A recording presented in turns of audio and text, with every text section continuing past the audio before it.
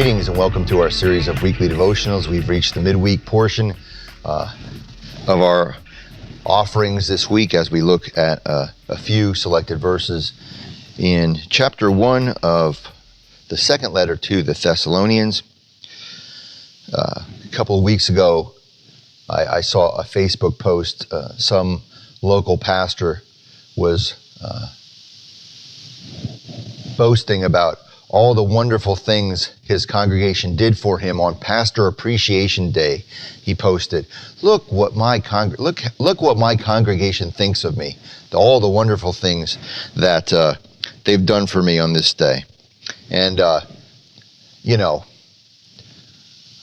don't mean to be judgmental, but pastors posting all these things, lifting up their churches. I mean, I know that's kind of how things go in our society, but I grew up thinking, persons that were called to the religious life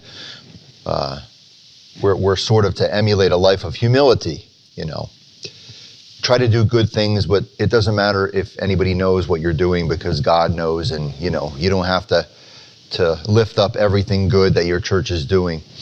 Do them with a spirit of servility and humility. But of course, that's not society nowadays. Everybody lifts up all the wonderful things that are happening to them, the trips they take, the success and accomplishments they garner.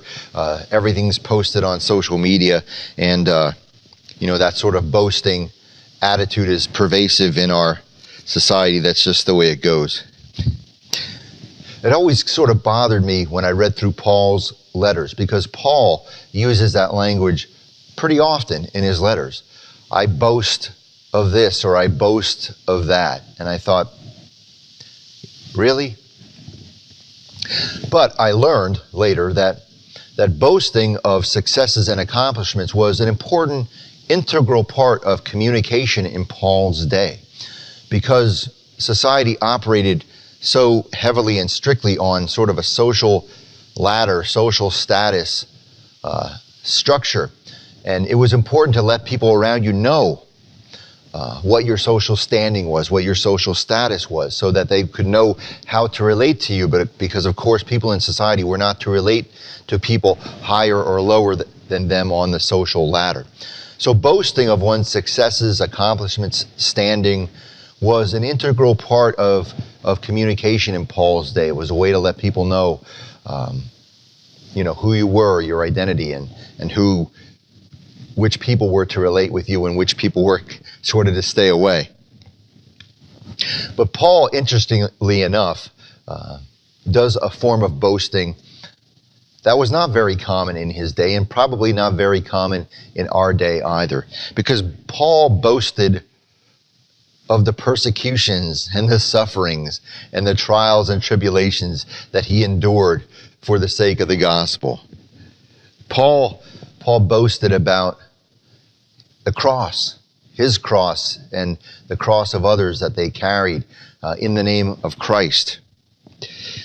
And of course, that reminds us that, ideally speaking, the life of those called to follow Christ is supposed to be a bit different than the rest of society.